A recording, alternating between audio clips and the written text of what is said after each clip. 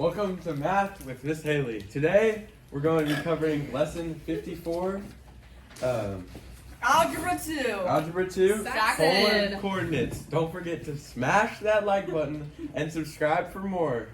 And don't forget to hit that notification so you don't miss a beat. I have the best students. Yeah, I have the best students this side of heaven. I'm just saying. Okay. Lesson 54, page 232. It says polar coordinates. It is vectors. Vector! Y'all know what a vector is. What's a vector? A villain from A vector has two things. Y'all should know this. Wait, magnitude. no direction. All right. That's why the Magnitude and direction. Have to be the other way. Got it? Magnitude and direction. Okay? guys, that was All right. brilliant. So, vectors would be something like an airplane on a runway, then taking off. He would form a vector with the runway. Got it? The magnitude would be like how far the plane travels. All right, so let's say here's the airport. The plane goes here. All right? And we're just gonna, he wouldn't stop midair, but we're just gonna say it's a balloon maybe. And it stops, right? All right. I need y'all to listen. So this would be the magnitude, and this is the angle. So really the magnitude is going to be like our hypotenuse. And the direction is going to be the angle that the vector makes with the, okay, is everybody listening? Micah? It's the angle that is made with only the x-axis. Only. Only. So we're always drawing our right triangles to the x-axis. We have four quadrants. I don't know where three just came from, but we have 4 quadrants. You remember how we count our quadrants? 1, 2, 3, 4. Counter clockwise. Positive angles rotate counterclockwise. Got it? Now, if we're thinking degrees, we begin at the positive x-axis and we rotate counterclockwise. So if this is 0, then this would be 60. This is perpendicular. 90. 90. This would be 180. 180. This would be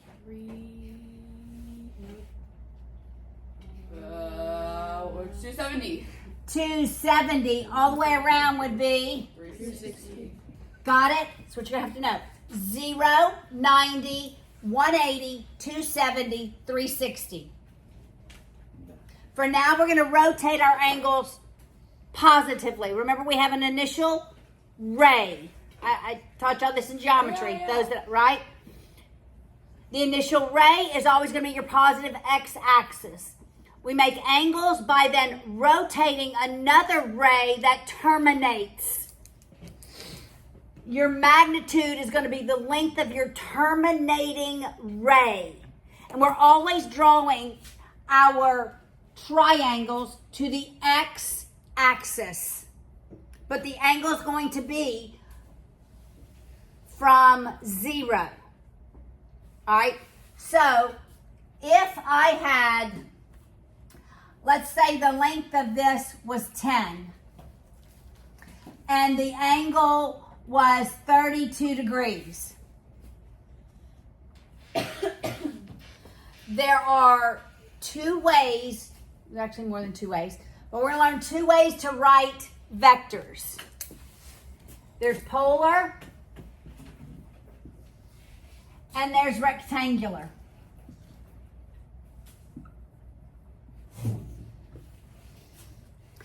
Rectangular is going to give me the length of the initial ray, or the length on the x-axis, and it's going to be plus or minus the vertical distance. So it's going to give me the horizontal distance and the vertical distance. Rectangular is going to give me the horizontal distance and the vertical distance. So it's going to give me the lengths of the legs of the triangles, of the triangle. Got it? Polar,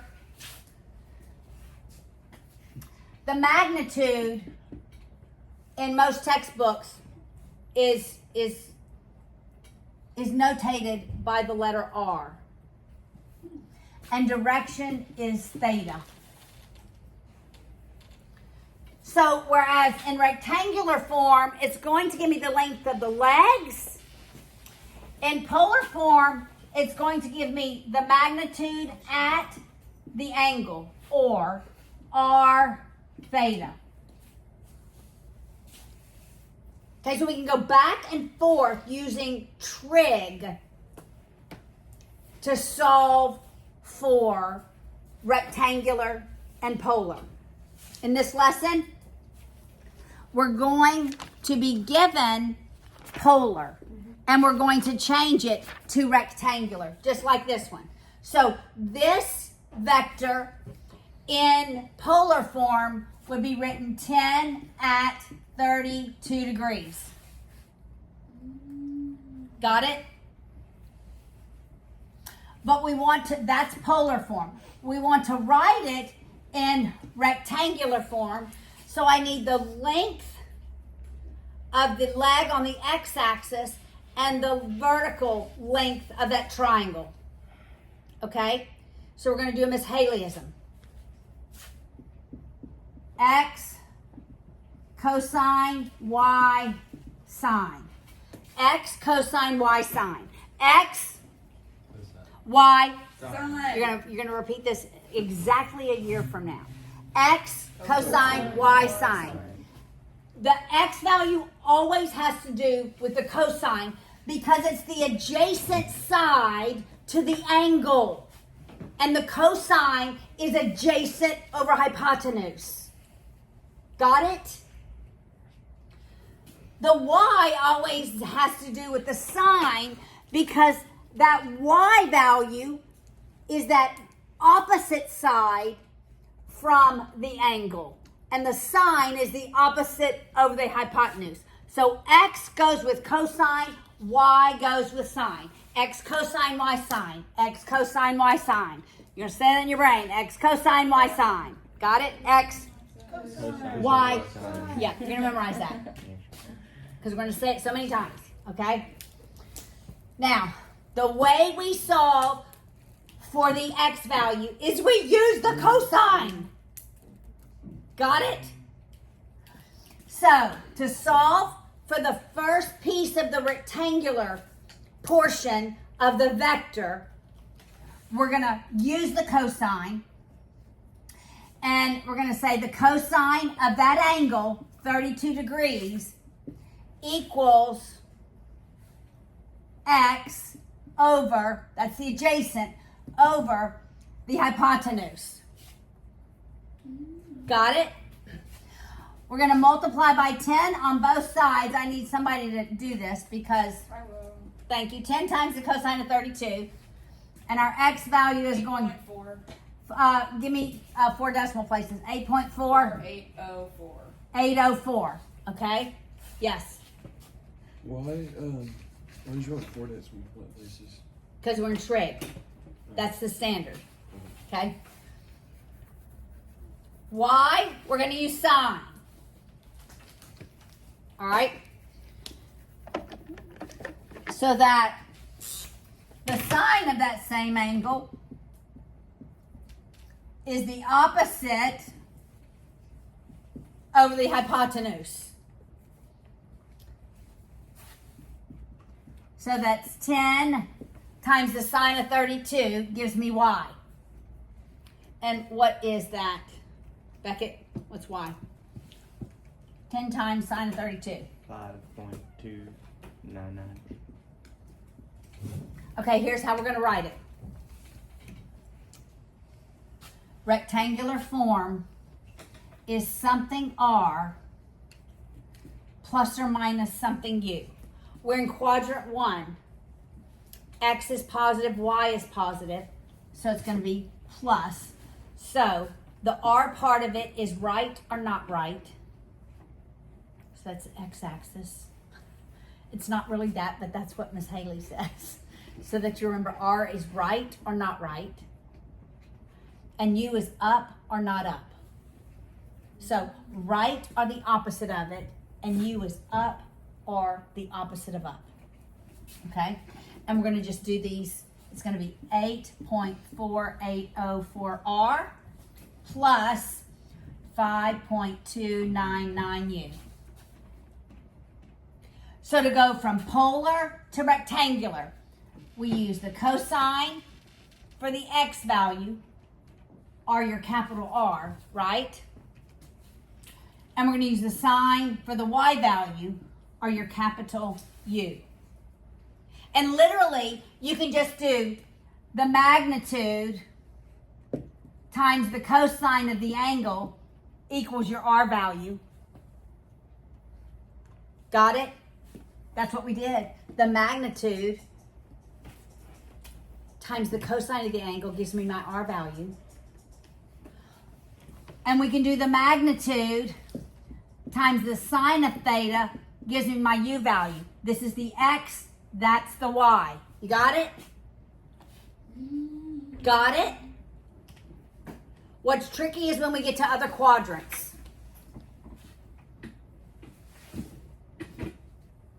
Interesting. Are y'all ready to move to another quadrant? Oh, Okay, we're going to move to quadrant 2. I didn't know it was this open. We're going to move to quadrant 2. Got it? Cosine goes with what? X. And sine goes with? Right. Good job. Okay? All right. We always draw our triangle to the... We always draw our triangle to the... Right. To the... What axis? X axis. Okay. So now let's say we have in polar form, I have 5 at 146 degrees. I'm making these up. We're not going to do the examples because I'm doing one in every quadrant. All right. What quadrant is 146 degrees in? Third? 0, 90, 180, 270, 360. What quadrant is it in? Second. Second. That's from here to here is 146 degrees. Yes, ma'am. So what's between those two numbers? Like, Correct. This is between 90 and 180. Between 180 and 270. Okay, where do we always draw the triangle to? X-axis.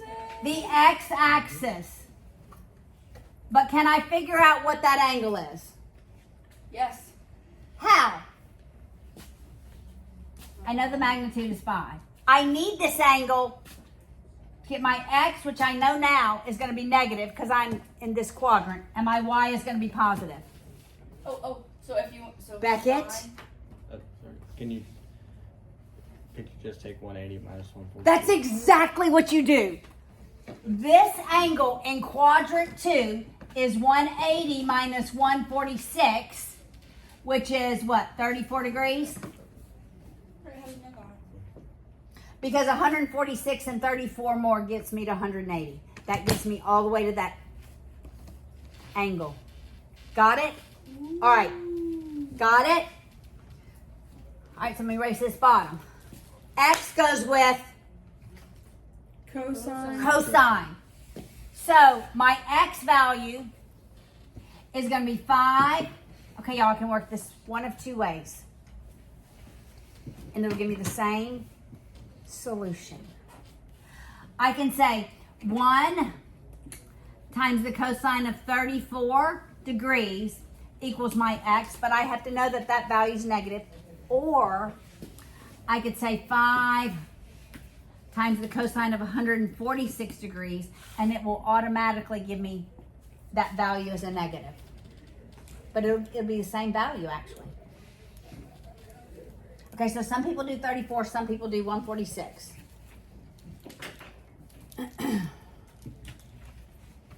Well, what would be the opposite? Or negative. Yeah, this is going to give me a positive one. This is going to give it to me a negative. So what's Negative 4.145. negative 4.145? That's going to be my R value. And for 34, you just got 4.145, yes. Why does x have to be negative? Like, Because we're in quadrant 2 and the x is negative. wait, so what is this formula again? Like, how do you get to 5 times? Okay, 5 is my magnitude. And it's the magnitude times the cosine for this leg of the triangle, which goes here in my R value. Yes? So, like on our test, we have to draw the. Please draw the vector. Yeah. Please But do. you won't give us like a graph. Like I know. I will give you this. Okay. Like, Bob is not one. 5 at 146 degrees. Okay. Yes. And I'll say, give me the polar form of it. Okay. And this is what I'm looking for. Wait. Rectangle. Rectangular. Thank you. Rectangular. Okay. I don't have room to write rectangular. Okay. Yes. Just solve for y too. Yes. Yes. Are you with us? So to solve for the y value, we're going to do 5 times sine. Let's go ahead and just do 146 because it's going to give us the correct solution in terms of positive or negative, and it's going to be positive. 2.795. Joe get that? I do it. Joe get that? Okay. Got it? So, like, that's. This is your solution. You know why? Because all, in the first quadrant, all of your trig ratios are positive. Oh, and then one's. All students take calculus. In the first quadrant, all of your trig ratios are positive. In the second quadrant, only the sign is positive. Notice you got a positive. When we did the cosine, it was negative. In the third quadrant, only the tangent is positive. So the sine and the cosine are going to be negative. In the fourth quadrant, all students take calculus. The cosine is the only positive trig ratio. All right, so let's just quickly look at what we would do in the third and the fourth quadrant. We won't have time to actually work them. But let's say I have 3 at 210 degrees. It's 0, 90, 180, 270, 360. So 210 degrees is between 180 and 270. So it's here in the third quadrant. I draw my vector with the triangle always to the x-axis. I can use 210, but what is this theta? If this ends at 210 degrees, what's the difference here? 60? It's 30. 30? 180 to 210 is 30 degrees. Oh, Got it? And that would be. so to get my x, I'm going to do 3 times the cosine of 210. To get my y, I'm going to do 3 times the sine of 210. Now, what if I had a Use vector? the bigger number. You can. It's the easiest. It's going to give you the correct sign. Okay. All right. Now, what if I had 6 at 345 degrees. Now what quadrant am I in? Fourth. The fourth. So we go all the way to the fourth. Yes, ma'am? Is the number like on the out? Is that the magnitude? Like on the The 3 is the magnitude. That's my magnitude. Yes. This is the magnitude. Got it? All right, so I'm here, and it stops at 345 degrees. But can I know what this angle is? Yes. How? It's 15 How did you know that? because 360 minus 345. Because it's the difference between 345 and 360. So it's 15 degrees and 6. So my x is going to be positive, my y is going to be negative. But I can do 6 times the cosine of 345 to get me that x value.